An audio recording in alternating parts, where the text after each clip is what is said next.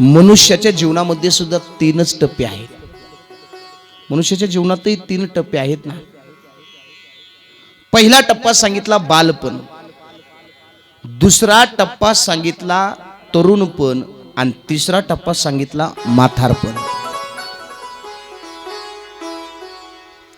माणसाचं जीवन एवढं वाईट आहे ना महाराज. पहिल्या टप्प्यात लहानपणी आई बाळूला म्हणत असते,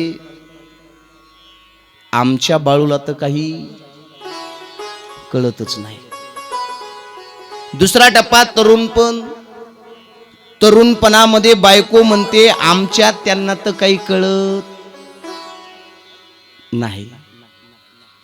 तिसरा टप्पा म्हातारपण, म्हातारपणात सुद्धा मग लेकरं म्हणतात आमच्या म्हाताऱ्याला तर काही कळतच.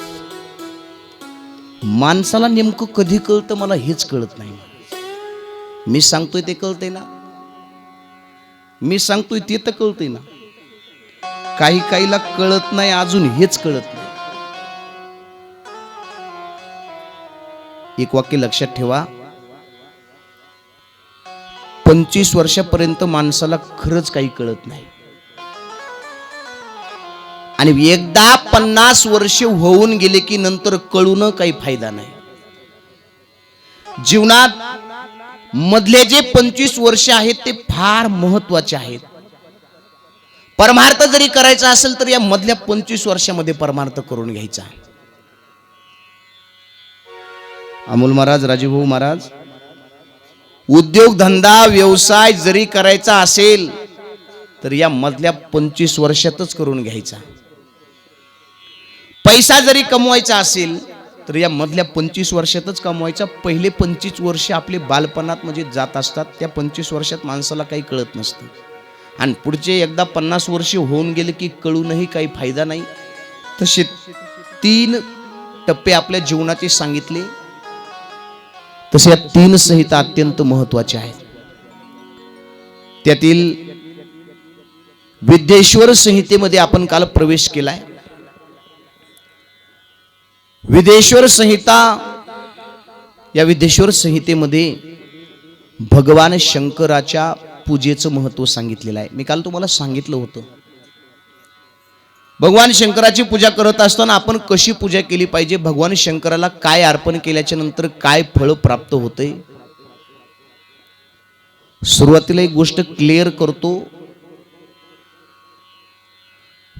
कोणत्याही देवाची पूजा करत असताना आपण काय वाहतो याला किंमत नाही, आपला भाव किती महत्वाचा आहे याला किंमत आहे. कारण त्या भगवान परमात्म्याला सुद्धा एक दुष्काळ आहे म्हणले. जसं आपल्याला पाण्याचा दुष्काळ, तसं भगवान परमात्म्याला सुद्धा एका गोष्टीचा दुष्काळ आहे. त्या गोष्टीचं नाव म्हणजे प्रेम आहे महाराज. प्रेम, थोर प्रेमाचा भुकेला हाची दुष्काळ तयाला. महाराज म्हणले भगवान परमात्म्याला सुद्धा एक दुष्काळ आहे. त्या दुष्काळाचं नाव आहे प्रेम. आपण कितीही भगवान शंकराची भक्ती केली, कितीही त्याची पूजा केली, कितीही त्याचं नामस्मरण केलं आणि त्या नामस्मरणामध्ये जर प्रेम नसेल, नाथ बाबा सांगतात त्या प्रेमाविना जर आपण जर त्या नामस भजन केलं तर त्याला काहीच किंमत नाही म्हणले, काहीच. प्रेमाविना भजन नाकाविन मोती, अर्थाविन पोती वाचून काय. महाराज म्हणले बाबा रात्रंदिवस भजन करू द्या, त्यात जर प्रेम नसेल तर शून्य किंमत आहे म्हणले, शून्य. तो देव आपला भाव बघत असतो. अंतरीची घेतो गोडी पाय जोडी.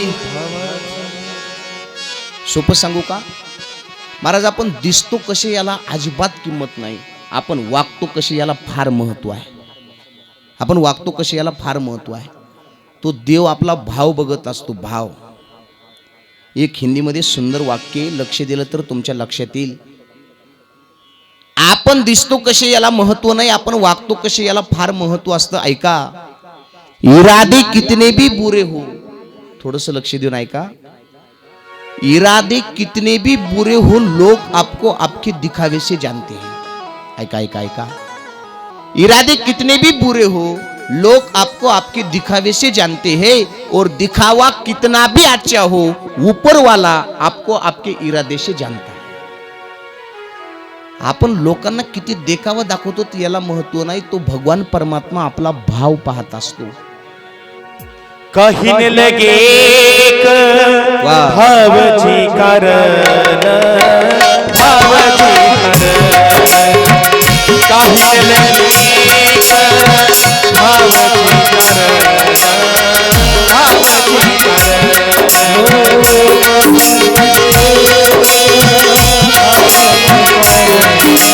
भावची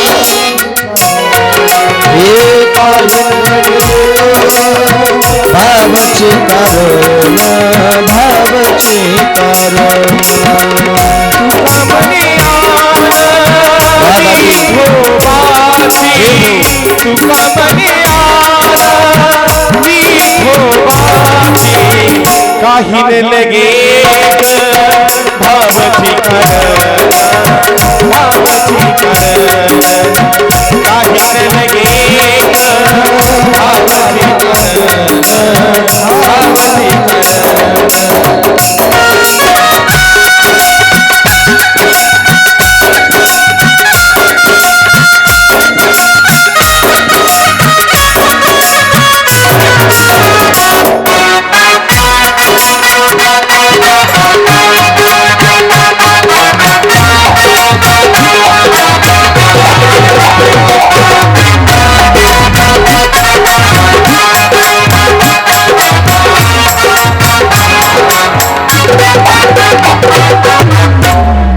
नम पार्वती पते शिव हर हर महादेव, उमापती महादेव की गोड प्रमाण दिलं। महाराज म्हणले देवाला फक्त भाव लागतो, बाकी काहीच लागत नाही। गीतेमध्ये भगवान श्रीकृष्ण फार सुंदर वर्णन करतात 9व्या अध्यायामध्ये, पत्रम पुष्पम फलम तोयम।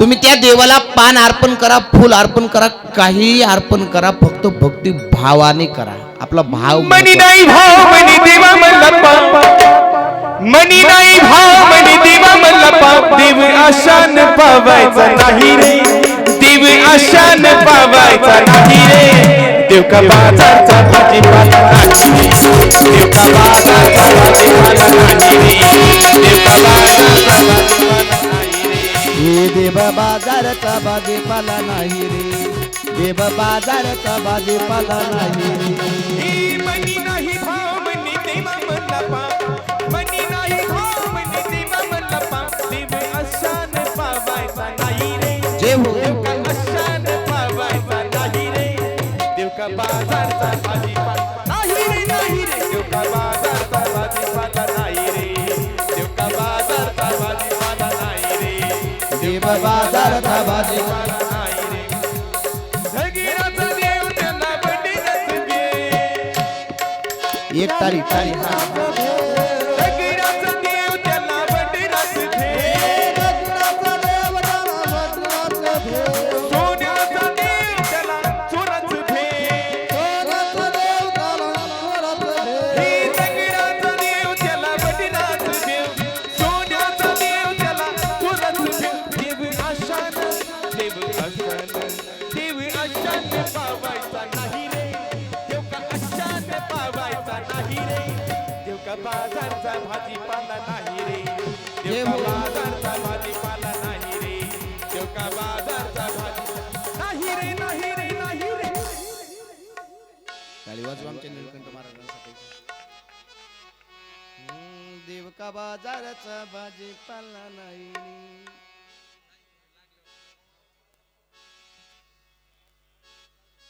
मनात जर भाव नसेल ना, निळकंठ महाराज असं गोड गायन ऐकल्याच्या नंतर,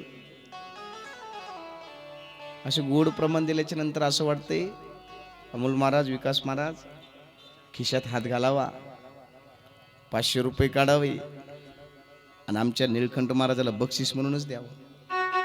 पण ते कथाकाराकडून घेत नाहीत म्हणून देत नाही, बाकी काही नाही, बाकी काय नाही महाराज। तुम्ही कोणी देऊन पाते घेतील का नाही पहा. तेनं नाही घेतली तर मी घेतो, तुम्ही देऊन पहा. नम पार्वती पती शिव हर हर महादेव. कमिटीवाले म्हणतील महाराज रात्रंदिवस आम्ही फिरू फिरू बेजारीत, आमची पट्टी लवकर जमा होईन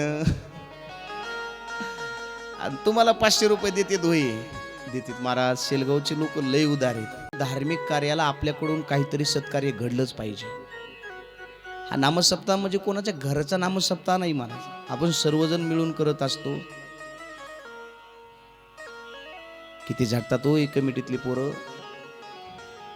लय लांबचा नाही म्हणून मी सगळं बघतो महाराज. सकाळी काकड्यापासून तर रात्री महाराज वाट लावेपर्यंत हे 2-4 जण दिसतात मला. ते का त्यांच्या घरचा कार्यक्रम आहे का काय, सर्वांनी तनमनधनानं झटलं पाहिजे बरं. या धार्मिक कार्यात मी सुरुवातीला सांगितलं सहकार्य करता आलं तर करा, पण धार्मिक कार्यात अडथळा तरी आणू नका. तुका म्हणे सत्य कर्मा व्हावे साय, घातलिया भय नरका जाणी.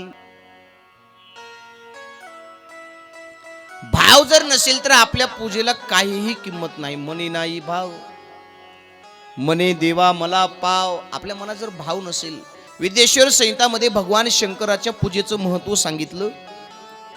भाव अत्यंत महत्वाचा आहे. आपण काय अर्पण करतोय याला महत्व नाही, किती भक्ती भावाने अर्पण करतोय. प्रेम नसेल भजनामध्ये काही किंमत आहे त्या प्रेमाला महाराज.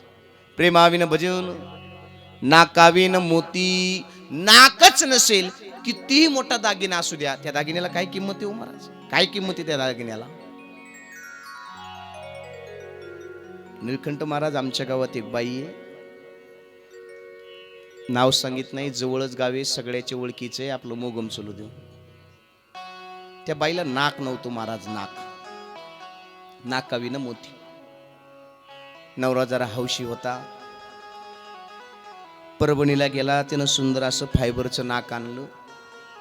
फायबरचं नाक आणल्याच्या नंतर त्या नाकासाठी सुंदर अशी 16 तोळ्याची नथ केली. माता माऊली हो, तुम्ही नाराज का आहात? कमी झाली का? वाढवायची का? वाढवायची अजून? आपल्याला काही घेणं नसती देणं नसती, वचनीम किम दरीत राहता. 16 तोळ्याची नथ केली. बरं 17 तोळ्याची आता बस झाली. फायबरचं नाके वजनानच गळून पडून बस झाली 17 तोळ्याची.